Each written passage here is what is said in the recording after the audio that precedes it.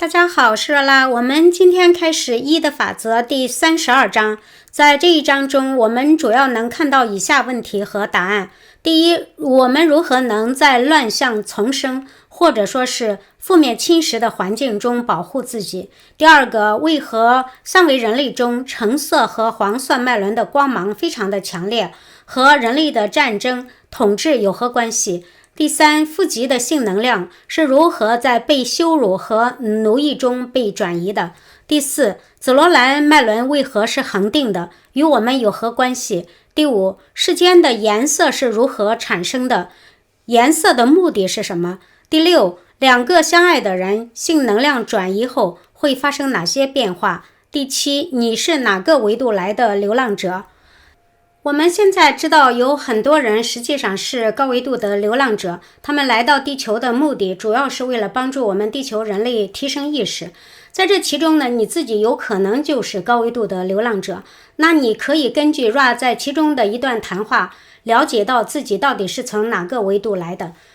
当然中间呢还有很多其他的问题还有答案，我这就不一一列举了。好，让我们开始今天的课程。我是 Ra， 我在一位无限造物主的爱与光中向你们致意。我们现在就沟通。唐问说，我现在要代替吉姆提出一个小问题，我会读它。该仪器的物理复合体现在正处于从服用化学物质中恢复的过程中，他对自己正在创造的领域一无所知。我们在场的三人如何才能更加意识到如何在我们的行动和思想中创造这样的机会？当我们在这些会议期间对某些领域提出疑问时，我们是否可以无意中打开这样的领域？那么我们可以做些什么来保护自己免受普遍扭曲的影响呢？我们可以使用什么仪式或冥想吗？这段话呢是唐代替吉姆问的问题，是问卡拉之前在服用 LSD 这样的化学物质，现在已经停止了，并在恢复期，但这会引起怎样的结果？卡拉对此一无所知，因为这是一个新的领域。那他们三个人应如何对待无意之间创造出来的情境或者说是机会？这跟我们日常很多人的情景很相似。你无意间说的一些话呀，或者说是行为，可能就会创造出新的情景或者说是新的机会。新的机会有可能会带来积极的影响，但也可能是消极的影响。那怎样才能保护自己免受消极扭曲的影响？是需要举行什么仪式，或者说是通过冥想吗？这是吉姆的问题。Ra 回答说，我是 Ra， 尽管我们对这个问题所体现的伟大的服务愿望表示同情，但我们的回答却因为混乱之道的扭曲而受到限制。我们将说一些可能对这个领域有用的一般性的事情。Ra 是说他们对这三个人愿意为他人服务的愿望表示同情，但是呢，他们必须尊重人们的自由意志，因而受到了混乱法则的限制，只能针对一般情况而言。Ra 继续说，首先，当该器皿因这种情况而使其身体复合体向低能量扭曲时，它是一种可识别的物质造成的。容我们说，这不是一种自然物质。新心灵复合体也没有足够意识到它对身体弱点的扭曲。容我们说，日常存在的自然方式，其中实体没有扭曲。由摄入强效化学物质引起的疾病，可能被视为始终具有适当的性质，没有任何错误，包括这个仪器的动作。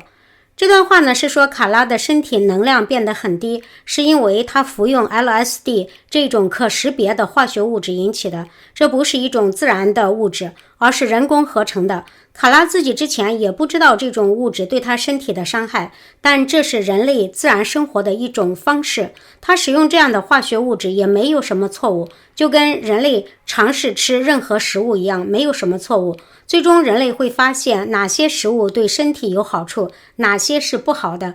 其实我们从高维度成员的谈话中也能看到，在造物主的眼里，任何人都没有任何的错误。每个人都是在不断的探索中，在为造物主服务的过程中。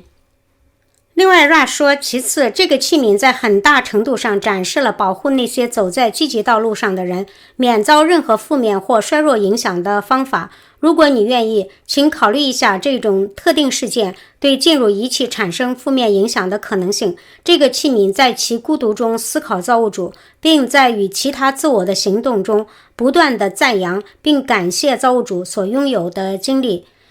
卡拉的做法呢，保护了其他人免遭负面或者说是衰弱的影响。比如说，别的人看到卡拉受到这个 LSD 的影响或者说损害的话，就不会或者说再不想服用这个 LSD。卡拉自己呢，虽然受到 LSD 的损害，但他在这个过程中不断地赞扬造物主，让自己拥有这样的经历，可以帮助到更多人。我们每个人在逆境中也要赞美和感谢造物主，才能把逆境呢转变为顺境。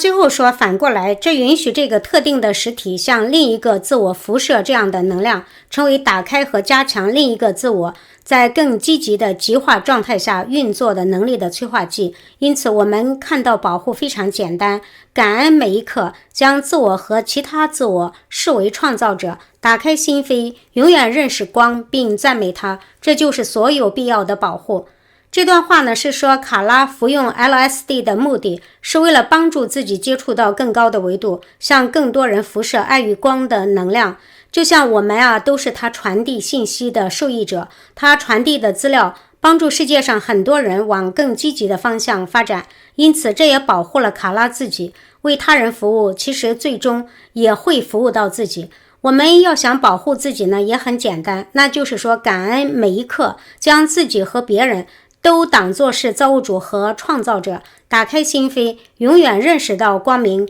并赞美光明，我们就会得到上天的保护。唐说，非常感谢，我现在继续前天的材料。我们的主题是即兴如何充当进化的催化剂，以及如何最好的利用这种催化剂。回到那个材料，我将填补一些我们目前可能不太理解的空白。你能告诉我橙色和黄色光芒激活之间的区别吗？我将从红色射线开始，一直到紫色射线。我们覆盖了红色射线，那么橙色和黄色射线激活之间有什么区别？唐开始提问关于我们7个脉轮之间的关系。因为上一个视频讨论红色射线比较多，所以他这一章呢不再特别讨论红色射线，而是问橙色和黄色射线激活之后之间有什么样的区别。Ra 回答说，我是 Ra， 橙色光芒是那种影响或振动模式，其中思想、身体、精神在个人基础上表达其力量，因此对个人的权利可以被视为橙色光芒。就个人而言，这道光芒在你们人民中相当强烈，你可能会在这道光芒中看到将其他自我视为非实体、奴隶或动产，从而不给予其他自我任何地位。这段话是说，橙色光芒呢，主要是针对个人的、个体的，可以是针对你自己，也可以是针对另一个人、另一个个体，比如说是你的伴侣、孩子，或者说是仆人、下属、奴隶等等。我们中国有不少的家长把孩子视为自己的私有财产，甚至有一些把爱人呢也视为自己的私有财产，对孩子呢动不动就大骂，或者说是指责对自己不孝顺，或者说是限制孩子或者说伴侣的自由。而奴隶主对奴隶也将其视为自己可以活动的财产，或者说是可以走动的财产。橙色光芒在地球人类中相当强烈，我们每个人呢都可以从自己对待孩子啊、爱人呀，或者说是同事、下属的行为中看到自己对他人的控制行为，这都是对他人自由意志的干涉。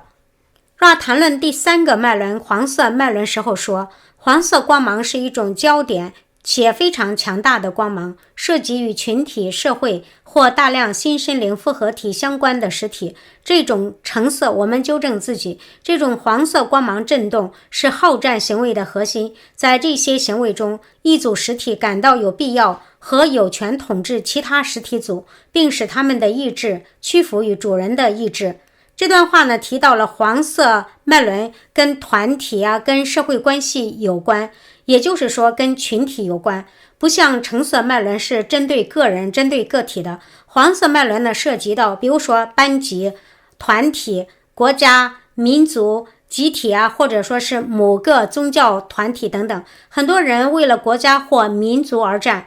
或者说是为了某个组织而战，好像是充满了光荣与荣耀，但其实呢，只是黄色光芒引起的好战心理。在这样的行为中，就存在一个团体中的人有必要统治其他的人，或者说其他的团体，并让他们服从自己。各国之间的战争虽然大多时候是打着这个和平的名义，但其实是这种征服欲引起的。统治者对人民的统治也是如此。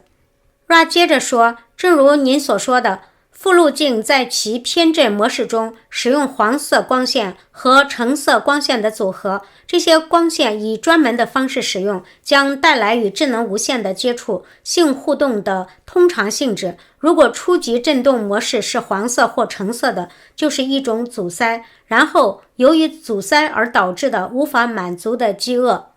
当两个自我在这个区域振动时，通过性互动产生极化的可能性就开始了。一个实体体验到羞辱和奴役或束缚的快乐，另一个实体体验到掌握和控制另一个实体的快乐。通过这种方式体验到负极性的性能量转移。这段话说明那些走负极路径的人，他们的橙色、黄色能量组合极强，他们在征服个人与团体方面有非常强烈的欲望，这会导致他们越过心脏的绿色脉轮，直接通向造物主的智能无限。比如说是成吉思汗呢，当初就掌握了这种方法，他能够连接到造物主的智能无限，才能让他越战越勇，所向披靡。据说当时都已经打到了欧洲。而第一个脉轮，红色脉轮，是人们随即产生性冲动的脉轮。你有了这个性冲动的话，你就想去找另外一个个体做爱。如果对方不愿意的话，你可能就会强行侵占。红色脉轮的能量就会在进入橙色脉轮以后遇到了堵塞，会产生一种饥饿的感觉，总是无法满足。一个人越无法得到的话，他越饥饿感越强，越觉得无法满足。这会引发负极的人更大的征服欲望，他想拥有更大的权利。他认为他权力越大的话，他越可以征服他人，征服更多的人，发动更大的战争，引发黄色能量的堵塞。很多好战之人在性生活中一定会有很多的这个问题。而两个人都在这个橙色或黄色能量之间振动时，那通过性活动而产生的极化现象就发生了。比如说奴隶主强奸奴隶，或者说是强迫这个奴隶发生这个性关系，而这个奴隶呢，也想利用这样的机会向其他的奴隶宣示自己得到了主人的青睐，意思就是说，你看主人跟我发生了性关系，你以后也少欺负我，类似于这种。或者说是封建主强奸自己家的丫鬟，而这个丫鬟呢，也可能想趁机上位。这样的事情呢，在现代社会来讲也越来越多。有些人为了利益与位高权重的人发生关系，他体验到一种被羞辱、被奴役以及这个被束缚的快乐。而强奸者或者说是那位有权势的人，则体会到一种掌握、控制对方的快乐，就跟这个猫玩老鼠的游戏一样。通过这种方式呢，双方都达到了负极性的能量转移。Ra 呢上边用很简单的话语说明了我们人类社会从个人到集体、国家民族之间发生的关系以及乱象的根源。我们遮遮掩掩的性需求、性需要是能量始发的起点。如果你这个能量调整好的话，就会走上快乐积极的道路。相反，如果处理不好的话，就会引发各种的占有呀、奴隶呀、战争啊等等。这不但影响你的人间生活，还影响你未来的意识发展方向，你进入到哪个维度啊等等。所以在冥想中协调自己的能量，正常的向上流动，避免造成堵塞，非常的重要。唐问说，从你2月17日传送的材料中，你说在第3道光中有2种可能性。首先，如果两者都在第3射线中振动，就会出现相互加强的能量转移。该材料中的第3射线是什么颜色？ Ra 回答说，我是 Ra， 我们在该材料中所说的光线应该是绿色光线或第4光线。这段对话呢 ，Ra 纠正了2月17号的资料，其中的第3射线其实指的是第4射线，或者说指的是第4脉轮，绿色爱的脉轮。唐问说，那么我应该把第3个改为第4个吗？ Ra 回答说，我是 Ra， 这是对的，请继续检查与编号有关的错误，正如你所说的那样，因为这个概念对我们来说是陌生的。如果你愿意，我们在使用数字时必须进行翻译，由于我们的方式与你们的方式不同，这是这种联系的一个持续的弱点。感谢你的帮助。这段对话呢，还是针对上面的问题。Ra 他们没有时间与空间的概念，他们经常在使用我们的数字时也出现问题，或者说是需要翻译，说明他们使用数字的方式跟我们是不同的，或者说是他们根本不使用数字这样的概念。也许呢，数字和时间一样，只是针对3维世界的，因此他们在使用我们3维数字的时候，经常会出现一些问题。唐说，好的，谢谢。我相信目前我们已经充分讨论了绿色光线，所以我将跳过绿色光线并转到蓝色光线。你能告诉我绿色和蓝色之间的区别吗？重点是蓝光吗？绿色脉轮呢，也是第4脉轮，位于心脏部位，是爱与理解的脉轮。蓝色脉轮呢，是第5个脉轮，位于喉部到嘴部的位置，是呼吸以及表达自我的地方，也是爱与智慧的脉轮。唐问，绿色与蓝色脉轮有何不同？ Ra 回答说，我是 Ra。 随着绿色光芒能量的转移，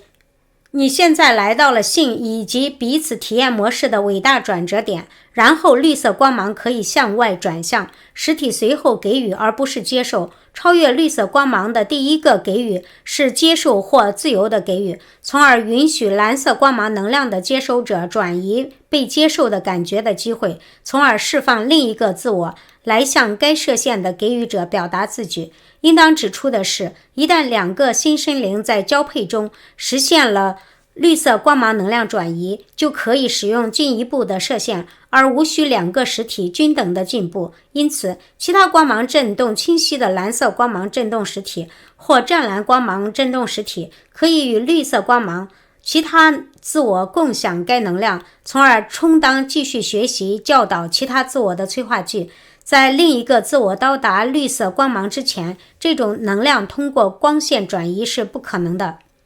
这段话是指2个相爱的人从红色脉轮产生性能量，进入到橙色、黄色脉轮。也就是说，你们2个人之间发生关系以后，你们的关系再转化到你们的各种社会关系，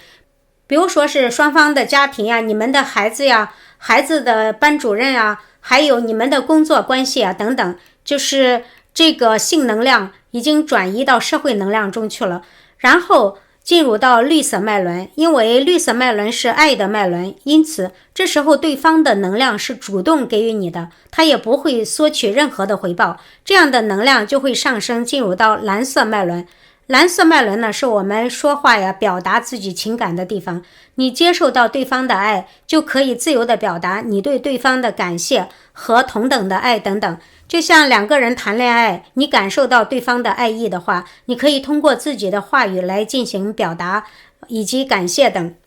2个相爱的人做爱，把能量互相赋予对方，进入绿色脉轮之后，这样的能量你就可以自由地使用了。你们2个人也不一定都是均等的进步，这时候有可能就产生了分化，一个人的能量会进入到蓝色光芒脉轮，或者说是更进一步到湛蓝脉轮，另外一个人可能就停留在这个绿色光芒中心，或者说是只进入到蓝色脉轮中心，并没有进入到湛蓝中心，甚至是退回到黄色脉轮、橙色脉轮之中。所以2个人到达这个绿色能量之后，你们就不一定是同等的进步了。你可以自由的使用这些能量，而且到达这个绿色能量之后，你就可以和更高的这个能量的人进行交流，比如说是跟有这个蓝色光芒、湛蓝光芒的人分享你们之间的爱的能量等等，这样就可以把爱与光发送给更多的人。能量呢，也不再局限在2个人之间，而是更多的人分享。但是呢，2个人之间通过性能量的转移，必须是双方都能达到这个绿色能量中心，才能发生正向的能量转移。就是说是做爱的双方必须是以爱对方为前提的，才可能发生这样的能量转移。唐问说，我的下一个问题与湛蓝射线有关。湛蓝和蓝光能量转移有什么区别吗？这是问，如果能量进入到第5脉轮蓝色脉轮与进入到第6个脉轮湛蓝脉轮之间有何不同。 Ra 回答说，我是 Ra。 容我们说，湛蓝色光芒是造物主作为自我意识的光芒，因此湛蓝光芒震动被激活的人可以将造物主的能量转移到造物主之间，这是你们所谓的双性生殖行为的胜利性质的开始。它在向其他自我的奉献中承载着一切完整性和统一性，这是独一无二的。 Ra 是说，如果能量进入到第6个脉轮湛蓝脉轮，也就是我们所说的第3只眼的地方，那我们就开启了造物主自我意识的光芒。这样的人可以把造物主的能量在不同的人之间发送和移动。你可以使用能量帮别人或者说是地球进行疗愈，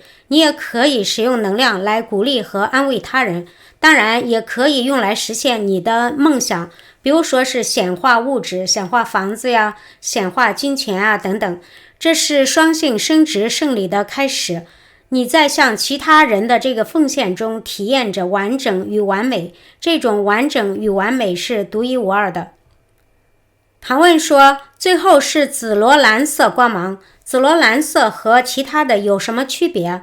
紫罗兰色光芒呢是第7个脉轮。 Ra 回答说，我是 Ra。 紫罗兰色光芒就像红色光芒一样，在性体验中是恒定的，其他自我的体验可能会被扭曲，或者完全被忽视，或者不被其他自我理解。然而紫罗兰光芒作为新生灵复合体的总和和实质，包围并告知新生灵复合体的任何行动。这段话是说第7个脉轮紫罗兰脉轮与第1个脉轮红色脉轮一样，在性体验中是恒定的，也就是说不受任何人、任何事情的影响。人会随机的产生性需要，你也无法控制，你也不知道什么时候你会产生性需要。你只能肯定的是，人一定会产生性需要。紫罗兰脉轮就像一个记录仪一样，它不参与我们的身心灵活动，只是做记录，并通知你发生了什么事情，就跟过去的史官一样，只记录皇帝的生活，并告知皇帝他记录了什么。比如说几月几号皇帝干什么了，杀了哪个大臣，或者说是宠幸哪个妃子了等。但是史官并不参与皇帝的生活。我们去世以后就可以查看紫罗兰脉轮的记录，看到我们哪一天做了什么事情，以便总结教训，更好的学习。唐说，这种性质的能量转移是否发生在第4、第5、第6和第7密度中？我的意思是在所有光线中。唐是问能量是否能在第4到第7个脉轮之间进行转移。Ra 回答说，我是 Ra。 正如你们所理解的，光线在下一个密度、下一个密度等等中具有如此不同的含义，因此我们必须以否定的方式回答您的问题。能量转移仅发生在第4、第5和第6密度中，这些仍然是你所说的两极分化的性质。然而，由于这些密度能够看到个体之间的和谐，这些实体会选择那些和谐的伴侣，从而允许能量的不断转移和每个密度使用的身体复合体的传播。第5和第6密度的过程与你可能理解的不同，然而在这些情况下，它仍然基于即性。在第7密度中没有这种特殊的能量交换，因为没有必要回收身体复合体。Ra 否定了唐上面的说法，说能量呢只能进入到第4个脉轮绿色脉轮之后，在这个第4、第5、第6个脉轮或者说是密度之间转移。第7个脉轮紫罗兰脉轮是恒定的，它只是做记录的，不发生能量之间的转移。而且第4、第5、第63个密度仍然是两极分化的密度，第7个密度或者说是脉轮处是完全合一的，不存在两极分化的问题。在第4、第5、第6密度生活的实体，他们能够知道对方想什么，因此他们能够看到谁和自己是最和谐的，他们会选择跟自己最合得来的伴侣。从而他们的能量会在这3个脉轮之间自由流动，并辐射给别的人，而不会是像我们3维人类为了金钱利益，或者说是国家呀、大义啊什么而结婚，而不是因为真正的爱情，那能量呢肯定会受到阻塞。另外呢，第4、第5、第6密度仍然跟我们3维一样，具有极性，就是比如说正极啊、负极啊、阳极啊、阴极等等，具有这样极性的差别。但是在第7密度中已经是完全的统一，没有2极之中这样特殊的能量交换。因为在第7密度中已经不存在身体复合体，也就是说他们没有身体了，只有光在存在。而3维、4维、5维、6维，虽然5维、6维他们的身体呢就像光一样，但是他们还是有身体的这个实体存在的。但是到第7密度以后就完全成为光，已经没有这个实体的身体存在了。因此他们就不需要两性之间的能量交换，因为他们本身已经没有身体了嘛。唐问说，我根据我们之前看到的情况假设，我们今天和过去都有第4、第5和第6密度的流浪者。当他们以流浪者的身份投身到这个密度中的物质载体中一段时间时，他们发现这些不同光线的哪些类型的偏振会影响他们，你能告诉我吗？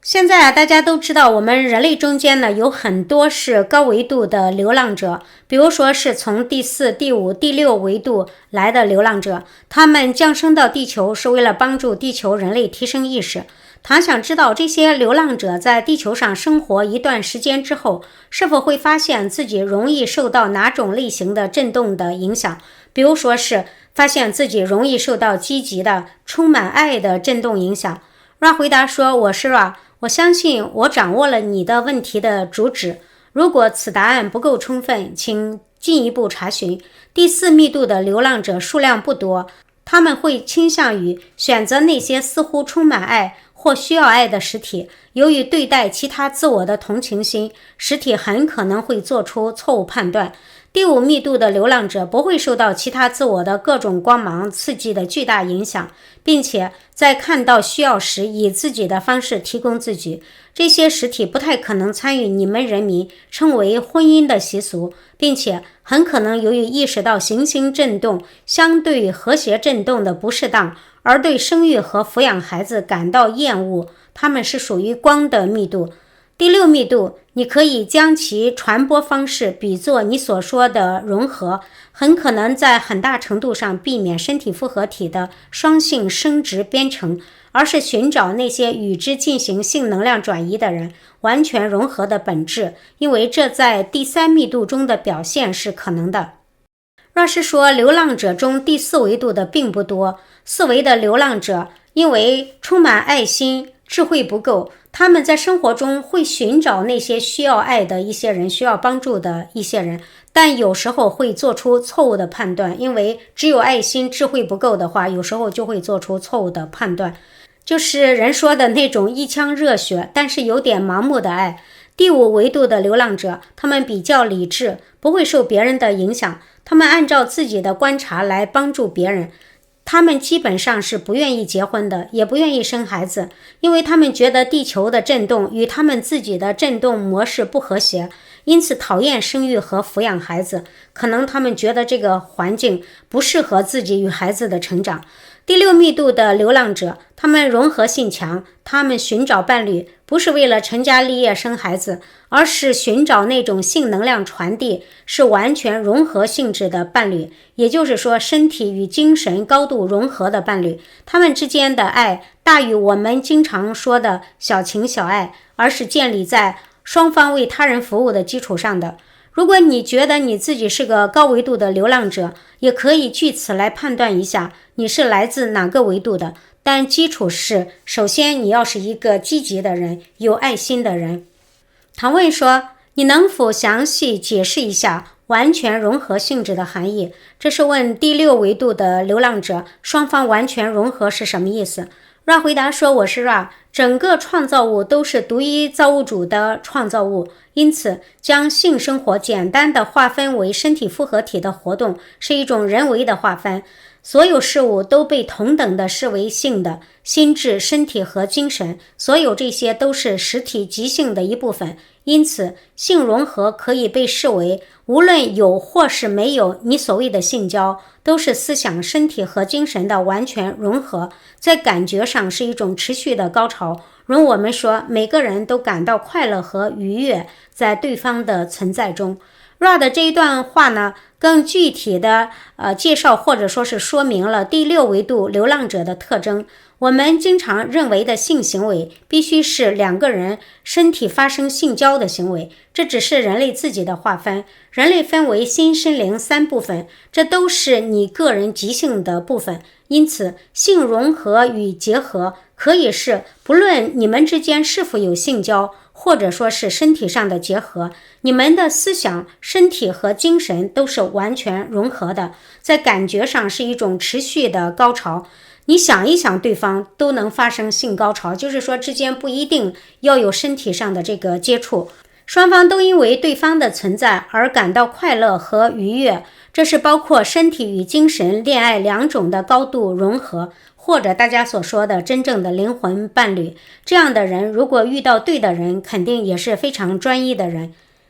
唐问说，那么许多较高密度的流浪者会因为这种不同的取向而在第3密度的投生方面遇到相当大的问题吗？这是问这些流浪者因为上面的一些特殊的要求，会不会在第3密度投生的时候遇到很大的问题？很多流浪者觉得难以适应第3维度的生活，虽然很有爱心，但是也可能会对地球的生活感到紧张痛苦等等。Ra 回答说，我是 Ra， 由于第6密度在第3密度的化身，这些问题的可能性概率，正如你们所说的是相当大的。如果你这样称呼它，那不一定是一个问题，它取决于具有这种情况或振动相对论位置的每个新身灵复合体的独特取向。Ra 是说，第6维度的流浪者希望在人间找到新身灵完全融合的伴侣，难度是很高的，但也不一定就是一个问题。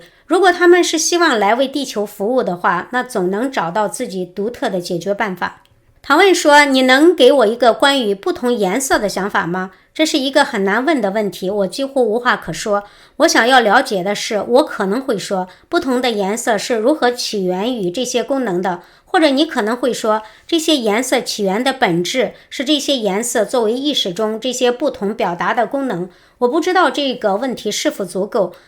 唐的这个问题应该是问不同的这个密度为何有不同的颜色来表示。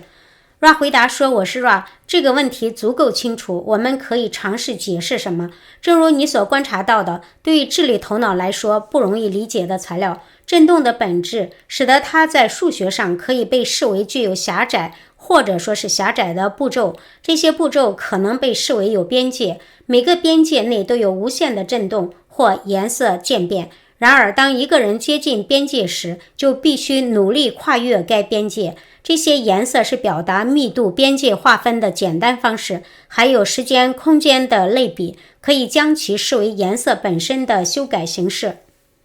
Ra 在这里解释了我们的生活中为何会有5颜6色的颜色，以及不同密度之间颜色是用来干什么的。颜色就像数学上的形状一样，是用来设置边界的。比如说你画个圆形，里边就属于这个圆圈的面积，那圆圈以外的就不算了。不同的颜色用来设置不同密度的边界，红色那就是设置第1密度的这个边界，橙色是第2密度的，黄色是属于我们3维密度的，绿色是第4密度的边界等等。虽然每个密度呢都有自己的边界颜色，但在这个密度之内是有无限的振动和颜色渐变的。比如说是我们3维世界，虽然黄色是我们的这个边界的颜色，其他高维度的成员如果看到黄色的振动色的话，就知道这是属于3维世界。但我们自己生活在3维世界里，却看到有不同的颜色。颜色在我们的世界里不断的变化，